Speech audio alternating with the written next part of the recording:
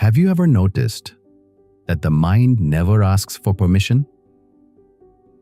You finish your work, you lie down, you close your eyes, and quietly, the mind begins its own work. It pulls out an old memory and plays it again. It writes 100 versions of tomorrow, and most of them end badly. It argues with people who are not in the room. It answers questions that nobody asked. You tell yourself, stop thinking so much. But the more you push the thoughts away, the louder they return. And slowly, a strange kind of tiredness settles in. A tiredness that sleep cannot fix, because it does not come from the body. It comes from a mind that never stops turning. A wise thinker once said, "We suffer more often in imagination than in reality." And another man, looking back over a long life, confessed, "I have known a great many troubles, but most of them never happened." If those words feel strangely familiar, if you have ever been tired without knowing why, or carried a storm inside you that no one else could see, then this story was kept safe through the generations for someone exactly like you. Because the quiet habit it speaks of steals more peace from people than almost any hardship ever could. And most of us never notice until it has already worn us down. Today's story takes us to an old watermill beside a river, and to a young man whose mind never stopped turning. Day and night, his thoughts ground away at old memories, imaginary futures, and worries he could do nothing about. Until one autumn morning, a simple errand brought him to the door of an old miller, a man who taught him life's deepest lesson without a single lecture, using nothing but 2 grinding stones and a handful of grain. There is a saying worth carrying into the story. Worry does not empty tomorrow of its sorrow. It empties today of its strength. The young man in the story was living proof of those words. What he discovered inside that mill changed not only his nights, but his entire life. So stay with this story until the very end, because somewhere between the sound of the river and the turning of those old stones, you may find the exact answer your own restless mind has been searching for. Welcome to Streams of Wisdom, and welcome to the story of the empty mill.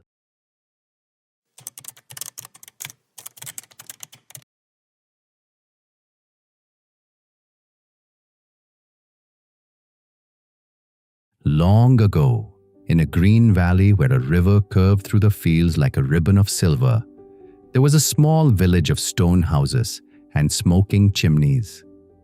And at the far edge of the village, where the river ran deepest and fastest, stood an old watermill. Its great wooden wheel had been turning for longer than anyone could remember, through summers and winters, through weddings and funerals, through good harvests and bad. In that village lived a young man. If you passed him on the road, you would notice nothing unusual. He worked in his father's workshop. He greeted his neighbors politely. He did everything a young man was supposed to do.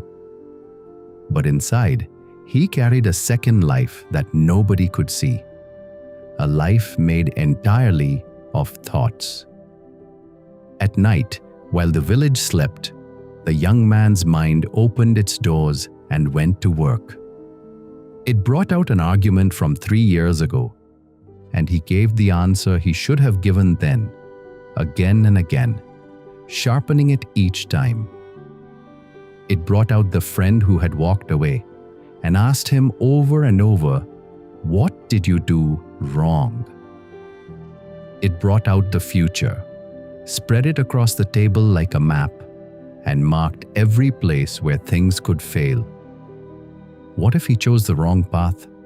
What if the workshop failed? What if people laughed at him? By morning, the young man had lived through a dozen disasters, though nothing had actually happened at all. His eyes were heavy, his shoulders were low. His friends began to notice. "You are with us," one of them said, "but you are never here." The young man only smiled and said he was tired. He did not know how to explain a storm that no one else could see. One autumn morning, his mother handed him 2 heavy sacks of grain. "Take these to the mill," she said, "and do not hurry back. The fresh air will do you good." The young man lifted the sacks onto the cart and set off along the river road. He heard the mill before he saw it, the deep rush of water, the slow groan of the great wheel, the low humming of the stones inside. When he stepped through the wide wooden door, the air was full of light and floating flour dust, drifting through the sunbeams like snow that had forgotten how to fall. The miller was an old man. His hair was white, though whether from age or from flour, no one could say. His hands were rough as bark, his movements slow and sure, and his eyes were the calmest thing the young man had ever seen. They were like the deep part of the river, where the water is so still you forget that it is moving. "The grinding takes time," said the miller, taking the sacks. "Sit.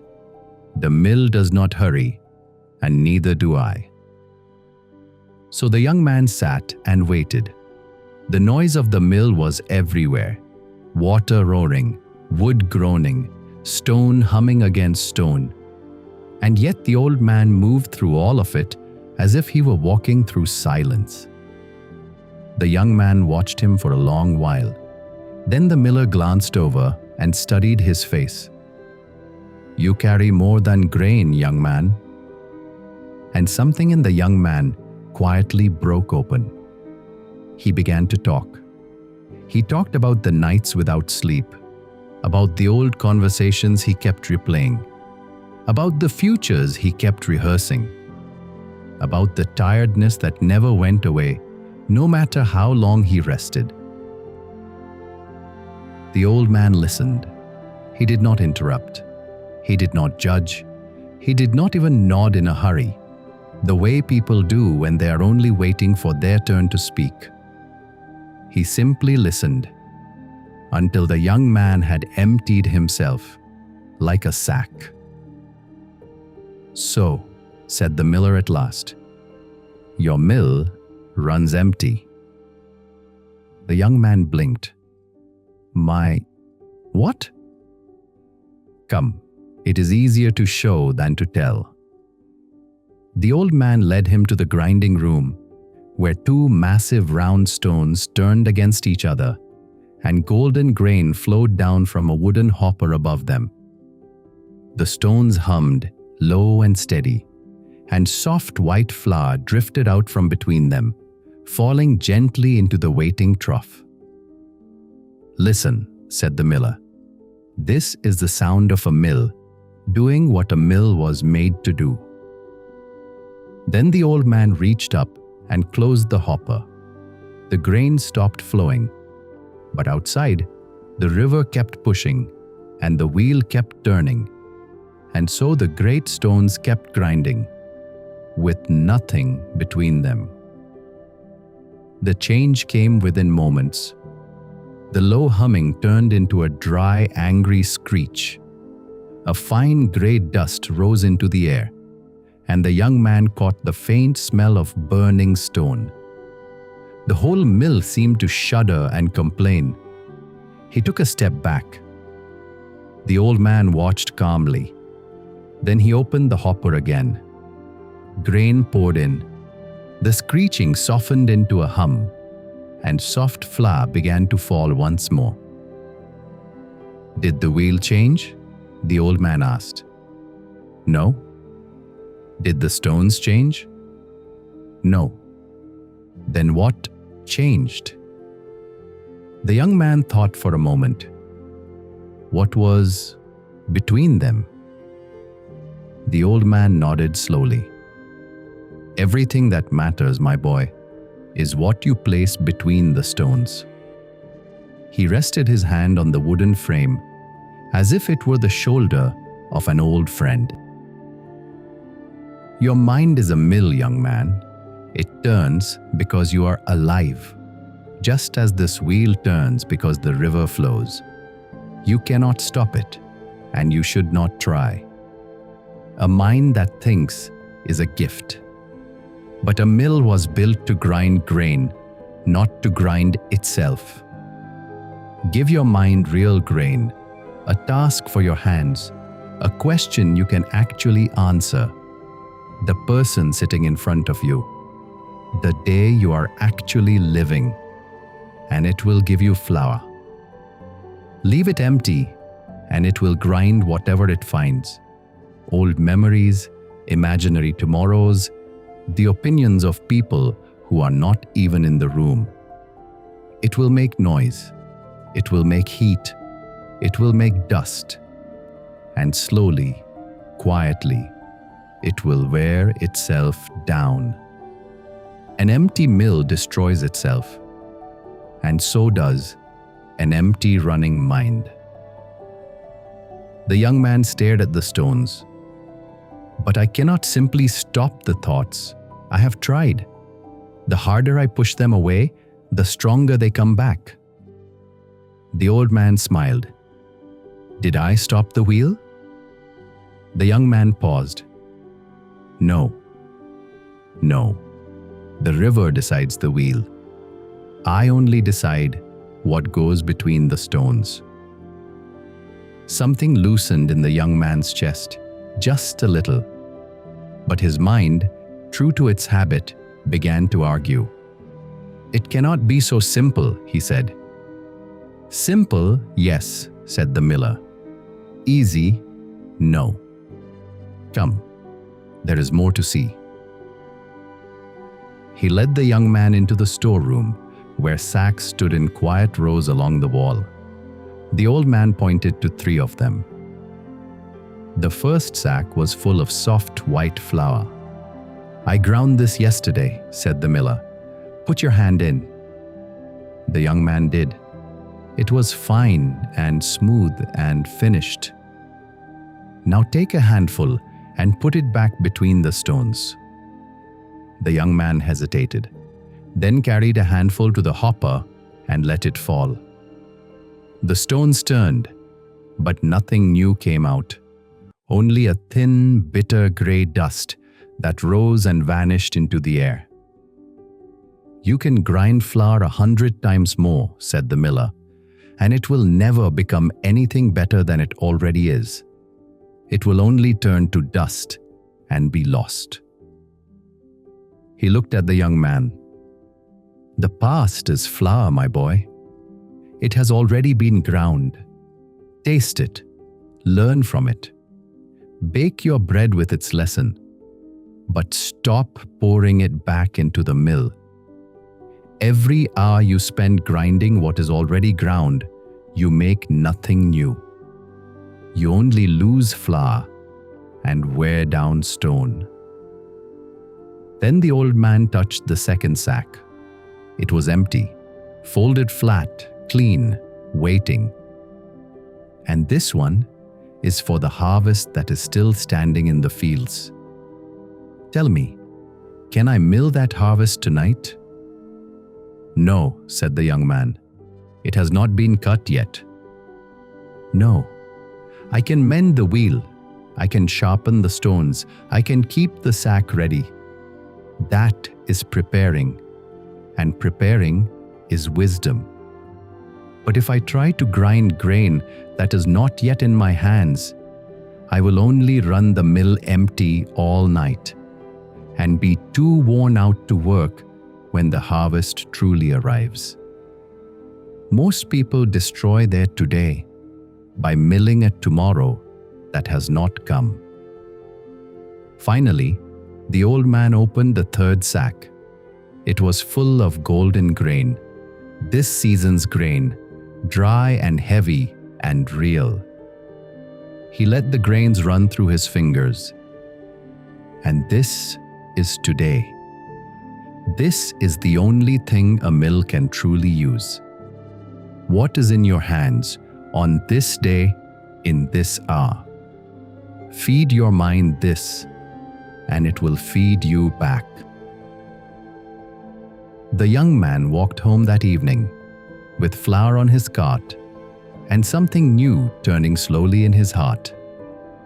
He was not yet convinced, but he was curious. And curiosity sometimes is the first door out of a locked room.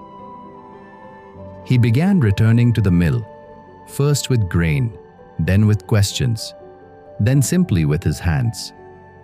He carried sacks. He oiled the great wooden axle.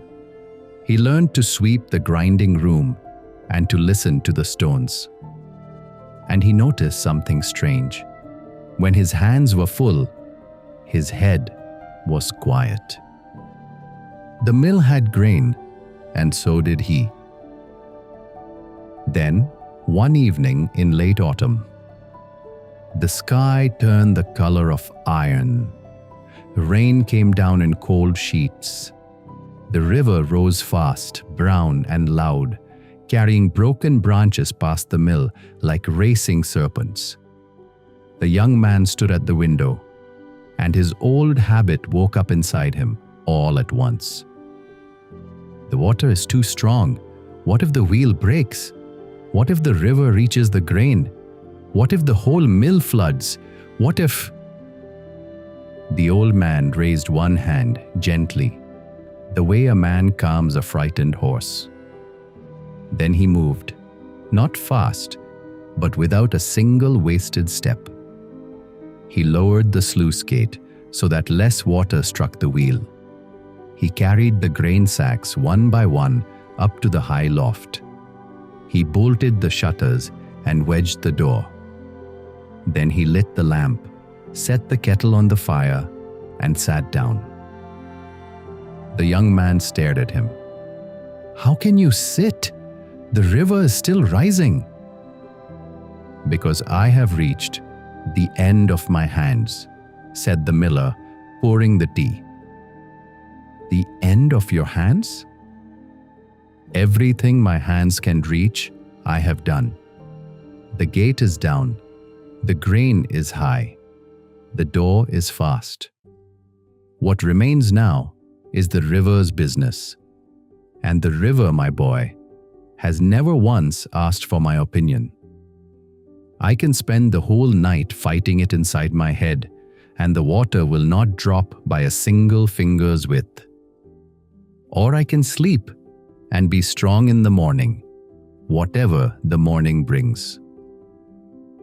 And the old man drank his tea, lay down on his cot and slept, while the storm shook the world outside.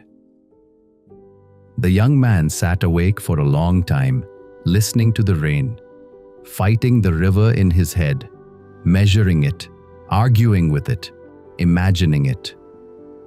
Then, somewhere past midnight, the old man's words came back to him.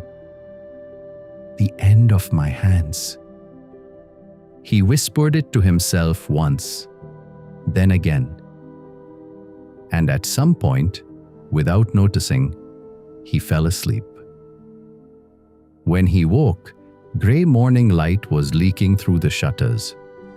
The river had settled back between its banks, and the great wheel, dripping and patient, was turning again, as if the storm had never come. Winter arrived, and with it, long evenings by the mill fire. It was on one of those evenings that the old miller gave the young man the smallest and greatest of his lessons. "Every night," the old man said, "before I sleep, thoughts come knocking at my door. Worries, regrets, questions. They come to every man, every night, even to me. I cannot stop them from knocking, but I ask each one a single question before I let it in. What question? Is this grain or is this dust? The young man leaned closer. If it is grain, said the miller, if it is something my hands can still act on, then I do one of two things. If it can be done now, I get up and do it. If it cannot, I set it in the hopper for morning. He tapped the wooden hopper beside him. I tell the thought plainly. You will be ground tomorrow, at first light, when the mill is strong. And here is the strange thing. The thought believes me. It stops knocking because it knows it will get its turn. And if it is dust, if it is flour already ground, the past, if it is a harvest not yet cut, the imagined future, if it is the river's business, things I cannot control, other people's hearts, other people's words, then it is dust. And tell me, what does every good miller do with dust at the end of the day? The young man looked at the worn broom leaning by the door, and slowly he smiled. He sweeps the floor. He sweeps the floor, the miller nodded. Every single day. Not once, not forever. Every day. Peace is not a treasure you find. It is a floor you sweep. The seasons turned as seasons do, and the young man changed the way flour fills a sack, not in one pouring, but handful by handful. He began to sleep through the night. He began to laugh at small things. His friends noticed that when he sat with them, he was truly there. His problems did not disappear. The workshop still had hard months. People still said careless things. The river still rose with the autumn rains. But the young man had stopped grinding himself, and that changed everything. Years later, on a soft spring morning, the old miller did not come down to open the mill. The young man found him resting on his cot, his face as peaceful as the deep part of the river. He remembered what the old man had told him one quiet evening, not long before. The river was flowing long before I came, and it will flow long after I am gone. My work was never to command the river. My work was only to make good flour with the water I was given. That is all any of us are asked to do. The village buried him on the hillside above the river, where he could hear the wheel turn. And the young man became the miller. The years passed, and his own hair turned white, though whether from age or from flour, no one could say. Then one autumn evening, a young traveler appeared at the mill door. His eyes were heavy. His shoulders were low. He had the look of a man carrying a storm that no one else could see. The miller took the traveler's bag and smiled. "You carry more than your bag, my friend. Sit. The mill does not hurry, and neither do I." And as the golden evening light fell across the valley, he walked to the hopper and quietly closed it, and let the young man listen to the sound of a mill grinding itself. The wheel turned, the river flowed, and the lesson began again.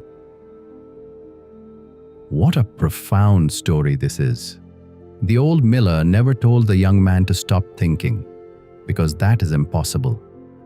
The wheel turns as long as the river flows, and the mind turns as long as we are alive. The real secret is this: you do not control the turning, but you always control what goes between the stones. Think honestly about your own life for a moment. How much of your tiredness comes from actual work, and how much comes from the invisible grinding inside your head? As one wise teacher observed, our fatigue is often caused not by work, but by worry, frustration, and resentment. The young man was exhausted every morning, not because his days were hard, but because his nights were spent grinding flour that was already ground and milling harvests that had not yet been cut. Many of us are living exactly the same way. We replay the past that cannot be changed. We rehearse a future that may never arrive. And by doing so, we lose the only grain we were ever given: today. The miller's storm night wisdom is perhaps the most freeing truth of all. He did everything his hands could reach: the gate, the grain, the door. And then he slept, leaving the river to the river. This is exactly what the ancient Stoics taught. Make the best use of what is in your power and take the rest as it happens. Notice that this is not laziness and it is not surrender. It is wisdom. Action for what you can control, acceptance for what you cannot. That is where peace lives. And peace, as the miller showed us, is not something you find once and keep forever. It is a floor you sweep every single day. Some dust will always settle. Some thoughts will always knock. Your power lies in the choosing. As one great psychologist put it, the greatest weapon against stress is our ability to choose one thought over another. Every time a thought knocks at your door, you hold the broom. So here is what you can begin practicing today, just like the young man did. 1. Ask the miller's question. Whenever a thought grips you, especially at night, pause and ask, is this grain or is this dust? If it is grain, something your hands can still act on, either act on it now or write it down and place it in the hopper for tomorrow morning. You will be amazed how quickly a thought stops knocking once it knows it will get its turn. 2. Sweep the dust. If the thought is the past already ground, a future not yet harvested, or the river's business, other people's opinions, outcomes you cannot control, name it as dust and let it go. Do not fight it, simply sweep it. And do it daily, without guilt that it returns. Remember the gentle promise of a forest monk. If you let go a little, you will have a little peace. If you let go a lot, you will have a lot of peace. 3. Reach the end of your hands. When worry rises like the storm river, make a list of everything you can actually do. Then do it. And once you have done it, say to yourself the miller's words, I have reached the end of my hands. Then rest. The river has never once asked for our opinion, and it never will. 4. Feed your mind real grain. The young man discovered that when his hands were full, his head was quiet. So when overthinking strikes, give your mind today's grain. A task, a walk, a conversation, the person actually sitting in front of you. An empty mill destroys itself, but a mill with grain makes flour. Your thinking is a gift. Just make sure it is grinding something real. Your problems will not vanish. The young man's never did. The workshop still had hard months, and the river still rose. But the moment you stop grinding yourself, everything changes. suffering in imagination ends and living in reality begins. Now, it's your turn. Comment below. What is one dust thought you are ready to sweep away today? An old regret, an imaginary worry, or something beyond your control? Your answer might be exactly what someone else needs to read. If this story spoke to your heart, please like and share the video so it can reach someone whose mill is grinding itself tonight. And don't forget to subscribe to Streams of Wisdom, because I'll be back again with another story like this. Until then, be patient, stay grateful, and keep moving forward in life. And remember, the river decides the wheel, but you decide what goes between the stones.